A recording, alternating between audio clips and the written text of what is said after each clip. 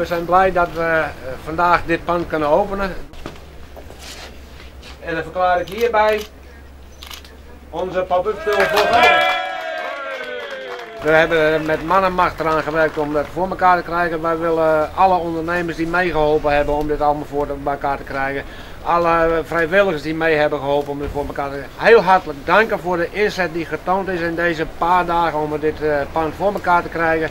En ik ben blij dat ik dat vandaag namens hun mag openen. En wij hopen dat de bevolking hier de informatie kan vinden en krijgen die ze zoeken.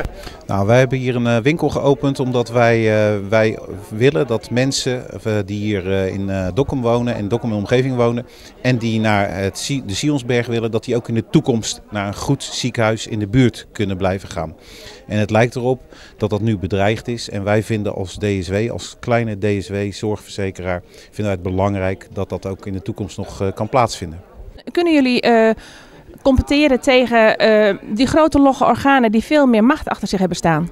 Nou, u zegt het terecht, het zijn vaak grote logge organen en wij zijn klein en flexibel en we kunnen heel snel handelen. En ik denk dat als wij hier met een aantal verzekerden, een 1000, een 2000 verzekerden in Dokkum gaan krijgen, dat we in ieder geval met de mensen hier in de gemeenschap een goed signaal kunnen afgeven dat ook de grote zorgverzekeraars weten dat het anders moet. En wij zijn niet van machtsgebruik, wij willen ook geen machtsgebruik. Wij vinden dat het ziekenhuis gewoon het ziekenhuis moet zijn en zelf moet bepalen wat ze doen. Maar ik denk wel dat we een heel mooi signaal kunnen afgeven dat wij tegen die schaalvergroting zijn.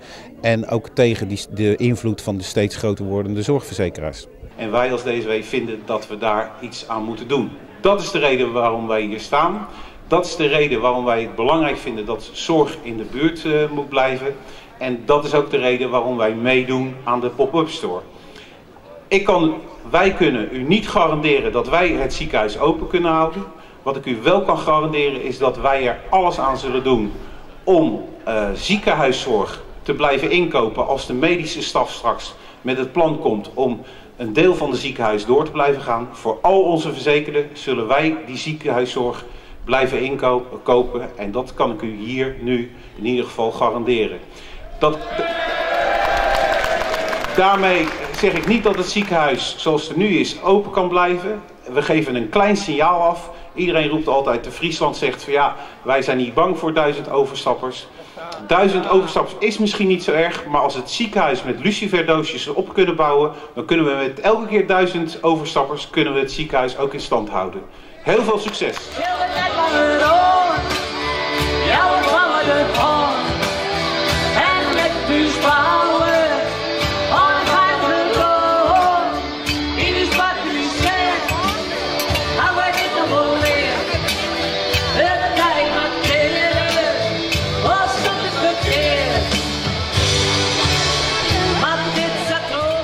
Ja, dat is heel belangrijk. Hiermee laat de bevolking zien en de patiënt zien, de inwoner van Noordoost-Friesland, wat hij wil. En dat is een ziekenhuis. Zorg dichtbij, zorg in de regio. Ja, want hoe is het momenteel met Jim optimisme? Ja, goed. Ja, absoluut. We zijn elke dag nog hard bezig. We zijn bezig zeg maar, om in ieder geval ook de delen van het ziekenhuis open te houden en de mensen de juiste zorg te bieden. Ja, is het zo dat Jim toch er dan vertrouwen in heeft dat er een soort van klinische zwaarigheid bloot in het noorden van Friesland? Nou, ik denk dat we sowieso moeten nadenken over wat voor zorg we hier neerzetten. Dat is niet alleen maar hier, in de rest van Nederland ook. Dat we daaraan zeg maar, moeten schuiven aan het traditionele ziekenhuis zoals die ingericht zijn, dat is duidelijk. En dat staat ook in ons plan. Maar er moet hier een functie blijven bestaan voor specialistische zorg dichtbij. Eigenlijk zie je dus dat dit een voorbode is voor een reorganisatie van de hele zwaarigheid in Nederland. Ik denk dat dat ook een voorbode is voor de reorganisatie van de zorg als dit gewoon zo doorgaat, ja. Ja, je plan van de weekend er een website online kwam. Hoe je dat ontvangt? Goed, ja zeker. Je bedoelt bij de bevolking is het goed ontvangen, die website. En plan, zeg maar, wat er min of meer wordt beschreven ook. En het blijft maar doorgaan, de reacties. We kunnen het niet meer bijhouden. Dan ga je aan het podium op. Wat zullen jou zeggen? Het zijn al die mensen die je verzamelen binnen? Ja, dat we ontzettend dankbaar zijn voor alle steun. En dat we echt blij zijn voor dat iedereen hier staat. En dat hij samen met ons wil vechten voor een goed ziekenhuis. Aan wie mag ik de eerst schrijven? Aan u? Oké. Hallo allemaal.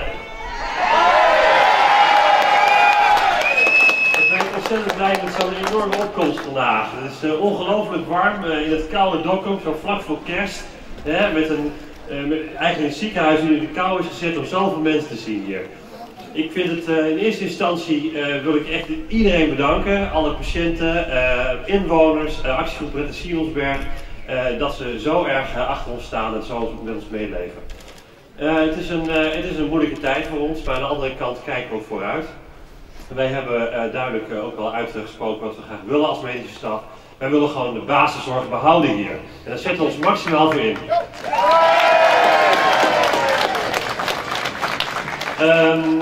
Naast mij heb ik Peter Vaners, een vicevoorzitter. En Niels Verlinders, die is ook vicevoorzitter gedeeld, zeg maar. Die wil ook even kort het woord geven. Want het is wel heel erg koud, dus we moeten hier niet uren blijven staan. Ja, goedemiddag. Ik ben inderdaad Peter Vaner. Hartelijk dank ook dat u hier bent, dat u naar ons wilt luisteren. Want dat is wel belangrijk, denk ik. Dat wij ook naar u luisteren. Het feit dat u hier bent is niet voor niets. U laat daarmee zien dat u een betrokkenheid hebt op het ziekenhuis. En dat is heel belangrijk, denk ik. Het ziekenhuis hier in Dokkum is natuurlijk een klein ziekenhuis. Het was het kleinste ziekenhuis van Nederland. 50 jaar geleden opgebouwd, zoals we gehoord hebben. En het zou natuurlijk echt ontzettend jammer zijn als dat zou eindigen. En daarvoor zetten wij ons in om dat uiteraard niet te laten gebeuren. We hebben daar met een aantal mensen een plan voor geschreven. De inhoud daarvan willen wij graag volgende week aan het publiek meer in detail uitleggen. Maar we hebben nu al wel twee dingen eigenlijk te noemen die melden waard zijn. Dat is als eerste dat het ziekenhuis op dit moment niet dicht is.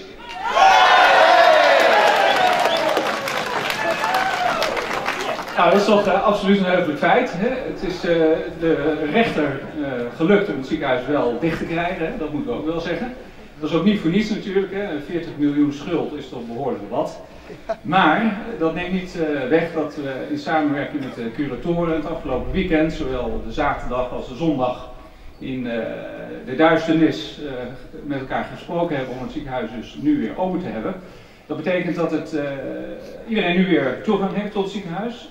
Dat betekent voor de polyklinische zorg bent u allemaal weer welkom. De operaties die worden op dit moment nog niet verricht, omdat we natuurlijk weer een veilige situatie moeten creëren om dat mogelijk te maken. Maar de polyklinische verrichtingen zijn allemaal mogelijk en ook de diagnostiek. Ik ben radioloog, dus ik hou er heel veel van om dingen op de foto te zetten en zo. Begrijpt u? Dus ook daarvoor bent u weer welkom in Sionsberg. Er zijn in de media ook wel berichten verschenen dat het allemaal dicht is en donker en sloten en zo. Nou, die zijn nu dus weg, het licht is gewoon weer aan en dan kunnen we weer aan ons werk.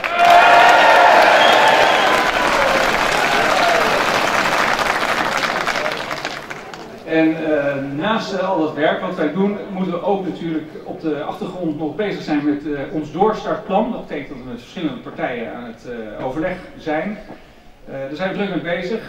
En zodra daar meer echt duidelijkheid over is en perspectief over te melden is, dan zullen wij dat uiteraard niet nalaten. En ik hoop dat u ons blijft steunen en dat wij hier in deze regio, in de Dokkum en de 80.000 mensen die hier in de regio wonen, een voorziening in de lucht kunnen houden waar een basiszorg goed en kwalitatief hoog niveau geleverd kan blijven worden. Dank u.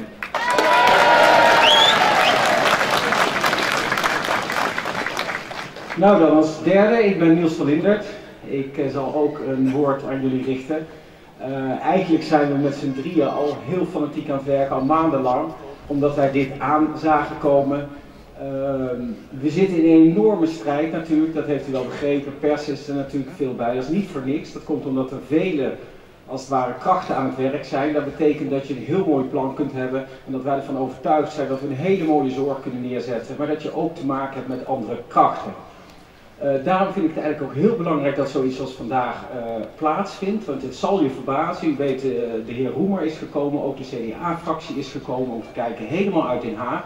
Alle complimenten daarvoor. En toch zal het je verbazen dat er nog steeds de discussie speelt dat men zegt, ja, er is eigenlijk niet zo'n behoefte aan. De mensen komen niet meer naar de Sionsberg. Nou, precies, dat zeggen wij ook. Want u laat zien dat er juist heel veel behoefte aan is. En het is daarom des te belangrijker, nu de politiek in Den Haag ook aan de weer is. Wij zijn aan de weer, alle partijen zijn aan de weer. Dat juist de bevolking laat zien, want dat is de basis natuurlijk. Wij willen een Sionsberg. Daarom hartelijk dank voor iedereen die aanwezig is. Wij doen ons uiterste best tot 10 uur 's avonds. Niet om jezelf een complimentje te geven, maar om te laten zien. Wij strijden echt voor u. En dat u hier bent, geeft ons eigenlijk enorm veel steun. Dank daarvoor.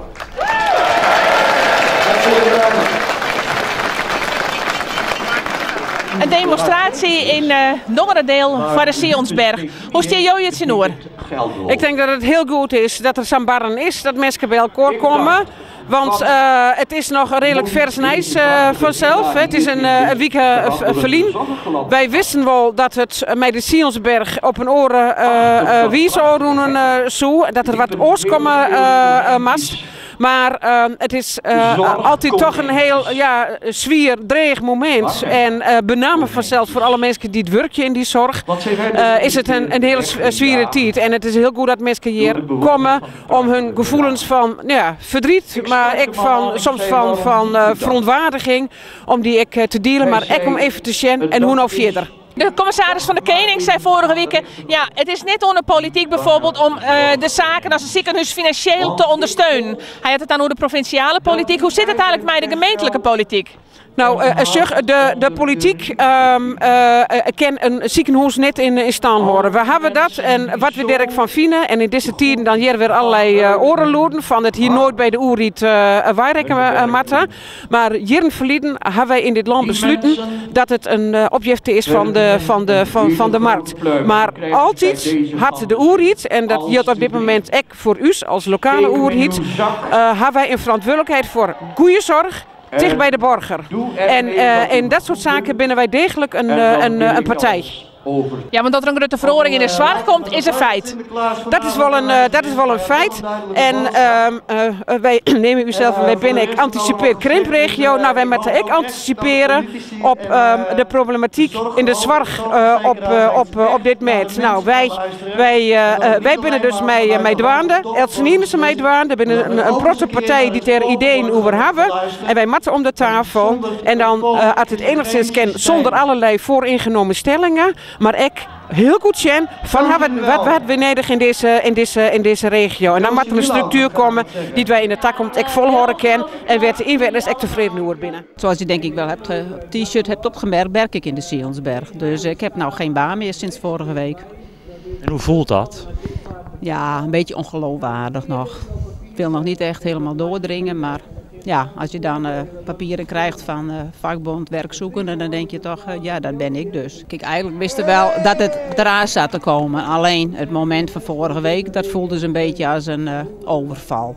En een beetje als een begrafenis. Maandag overleden en vrijdag was de begrafenis die dagen. Zo voelt het wat. Ja. Het ziekenhuis maakt net dicht. En wat vindt u de reden daarvan? Omdat er toch volle mensen zijn die daar wel degelijk van let van hebben. Het is nodig, hier in de buurt.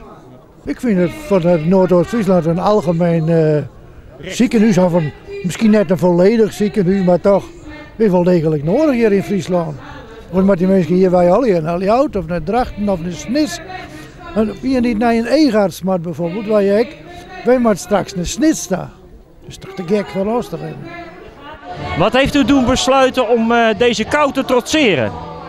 Nou, ik vind het heel belangrijk dat dat ziekenhuis tenminste een deel ervan moet blijven. Want zoals het nu is met de zorg, ik ben rolstoelgebonden. Als er 's nachts wat gebeurt, ik heb niet een rolstoelauto, waar moet ik heen? Ik kan niet bij de buren in de auto stappen, dus voor mij is het een groot probleem. En het is beter dat hij, voor mensen zoals mij, dat het hier blijft. Want ik heb gewoon geen vervoer. Ik zou niet weten hoe ik naar Leeuwarden of Drachten moest. Nou, wij in Hudegriep. En wij vinden ook een heerlijk ziekenhuis. Uitstekende zorg, vooral de eerartsen zijn geweldig. Maar wij gaan vaak voor alles naar Dokkum. Het is heel prettig, je krijgt een bakje koffie, je hebt een dag met parkeren. Dus niks ten nadele van Leeuwarden, MCL? Nee, maar nou ja, dat weet ik nou net. Ik wil liever in Dokkum. Grut hoeft helemaal net beter te wezen. Dat zien we nou wel. Hoe grutter, hoe meer marktwerking, hoe slechter het is. Mijn oudste dochter heeft een bril, die moet naar de oogarts. En dat moet je gewoon dichtbij hebben, mocht er wat gebeuren. Ik bedoel, je moet vlakbij een ziekenhuis hebben. Zou je dan ook tevreden zijn met een kleinere ziekenhuis? Dus een poli met de allereerste voorzieningen, zeg maar? Ja, persoonlijk wel, ja. Iets meer dan een huisarts, ja. Als je bij spoed als eerste maar geholpen kan worden. Ja. Allerbelangrijkste blijkbaar. Ja, ja. We hebben er eigenlijk recht op. Persoonlijk ja, vind ik wel. Maar ja, daar denkt Den Haag dan weer een beetje anders over. Anders waren ze wel eerder te hulp gekomen. Ik ben 19 jaar vrijwilligster in het verpleeghuis. Doe het heel graag, maar je merkt aan alles dat het anders wordt. Wat is uw reden dat u deze kou gaat trotseren? Nou, toch wel weten hoe het met het ziekenhuis kan, want het is toch van groot belang dat dat blijft. Ik moet geregeld dus ook naar het ziekenhuis. Nu moet ik naar Drachten. Ik heb geen vervoer. En ja, dan moet je met de bus, Burgum, overstappen, weer in de kou, Drachten. Vergeten worden. Hartstikke bedankt. Ook jullie staan allemaal samen. Zo is het gewoon.